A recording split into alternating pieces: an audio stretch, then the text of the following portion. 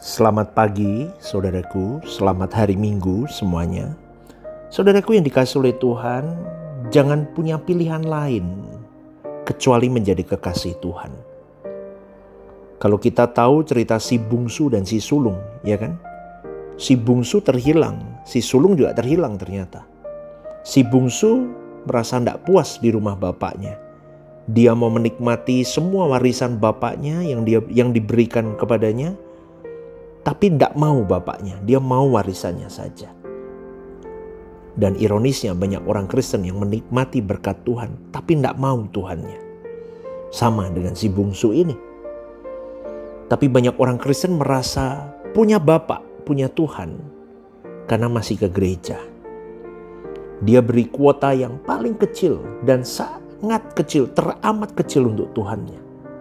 Dia merasa kalau sungguh-sungguh dalam Tuhan, dia tidak akan sampai kepada kebahagiaan maksimal yang didambakan di dalam dirinya. Karena terbatasi sama hukum Tuhan. Repot sama perintah Tuhan. Apalagi dicekokin dengan kalimat kesucian hidup. Seolah-olah itu akan menggagalkan kebahagiaan yang dia rencanakan. Ngeri kan saudaraku? Itulah kekristenan. Kenapa orang tidak berani hidup sungguh-sungguh dalam Tuhan? Kenapa orang tidak berani hidup suci? Karena dia takut tidak bahagia atau kurang bahagia gara-gara kesucian itu. Kalau urusan sama Tuhan, dia berpikir, aduh itu akan menyita kebahagiaanku. Ini gak boleh, itu gak boleh, ini dosa, itu dosa, dia repot. Sementara dia masih hidup di dalam dunia, dia mau menikmati hidup. Aku mau nikmati hidup, kok hidup cuma sekali, ngapain aku dibuat repot? Itu pikiran setan, saudaraku.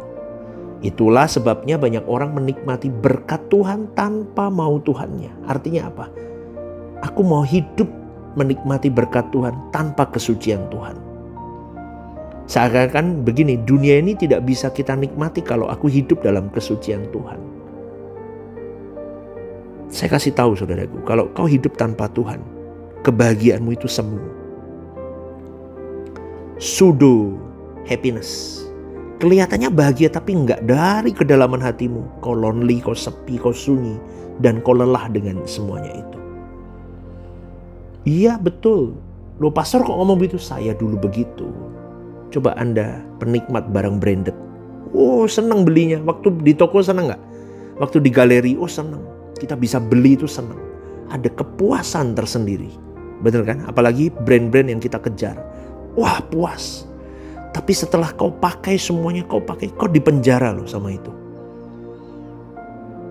Di dalam hatimu ada kelelahan di situ. Ada capeknya luar biasa.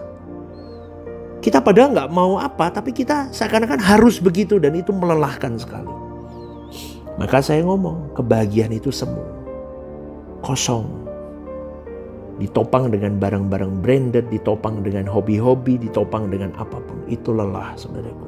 Ingat, dunia akan membuat kita punya banyak, tapi tidak akan pernah punya rasa cukup. Sebanyak apapun kita tidak akan pernah bisa merasa cukup.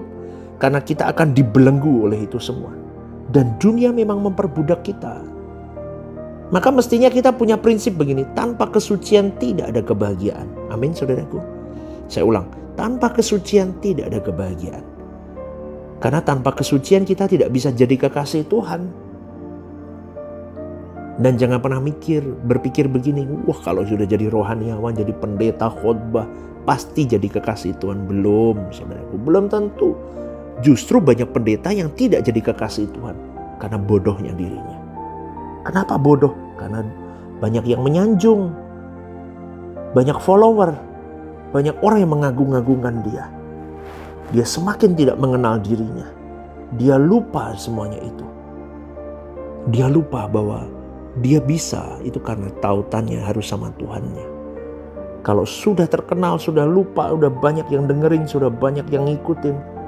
Prestasinya sudah mulai ada kesombongan. Maka saudaraku, tidak harus pendeta semua hal lah saudaraku. Ya semua pekerjaan apapun, profesimu apapun. Makanya kalau sudah berhadapan sama Tuhan, jangan sombong. Rendahkan hatimu. Kita mau bertemu Tuhan, Aku mau mengenal Dia dalam pengalaman yang real. Aku mau lebih tenggelam bersama dengan Tuhan. Aku minta dituntun sama Tuhan. Pengalaman-pengalamanku biar bersama dengan Tuhan. Merasakan kasih Tuhan bukan hanya teori, tetapi dengan kalimat, aku memang mau benar tenggelam untuk mengerti apa yang menjadi kehendak-Mu dalam hidupku. Bukan fantasi lagi tentang Tuhan, tapi bagaimana kita berhadapan dengan Tuhan dari hati ke hati setiap saat. Kita bisa merasakan Dia mencintai kita dari hati kita. Itulah pengalaman adi kodrati supranatural bersama dengan Tuhan. Dan kau dan saya harus mengalami bahwa Dia hidup itu real kita alami. Ini yang sulit. Karena banyak orang tidak berani bayar harga untuk itu semua. Untuk menemukan Tuhan. Karena sekali lagi saudaraku, Tuhan itu seperti jarum yang jatuh di dalam jerami yang begitu sulit kita temukan. Benar, sulit ditemukan. Tapi Dia bisa ditemukan. Tapi sulit ditemukan. Tidak mungkin Dia tidak bisa ditemukan. Tetapi sulit ditemukan. Saya ulang ini berkali-kali supaya kalian tahu. Sulitnya mencari Tuhan. Sulitnya menemukan Tuhan, maaf. Maka pertanyaannya adalah kenapa kita tidak mencari Dia? Adalah bodoh kalau kita berprestasi di sisa umur hidup ini. Dan kita mau berprestasi. Dan kita mau berprestasi untuk dunia, itu kebodohan. Tapi kalau kita mau berprestasi di sisa umur hidup kita untuk kekekalan, itu adalah kebijaksanaan hidup. Maka rasakan kasih Tuhan itu. Sungguh saudaraku, Dia mengasihi kita. Rasakan di dalam roh kita. Manjalah sama Tuhan. Arti manja itu begini loh. Kita menjadi seperti kanak-kanak di hadapan Tuhan. Kosongkan dirimu, temui Dia, rendahkan hatimu.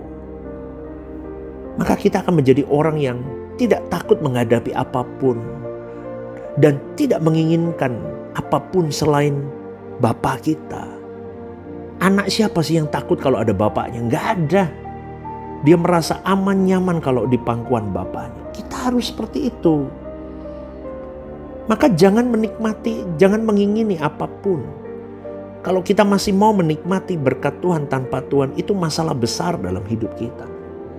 Maka kita harus memulai hari dengan datang kepada Tuhan dan berkata, Bapa, berjalanlah bersamaku Tuhan.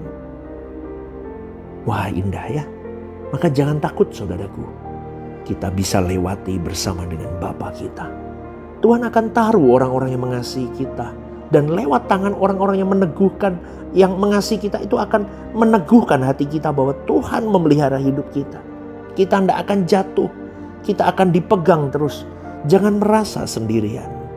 Amin saudaraku. Dan jangan menyesali keadaan kita hari ini. Kita masih punya masa depan yang baik bersama dengan Tuhan. Maka renungkan ini. Dan ini hari Minggu. Langkahkan kakimu ke gereja. Kalau hari ini Anda sedang liburan atau kemana, ingat. Tetaplah ke gereja terdekat di mana Anda berada. Jangan online, on-site. Ya, Tuhan memberkati saudaraku. God bless you.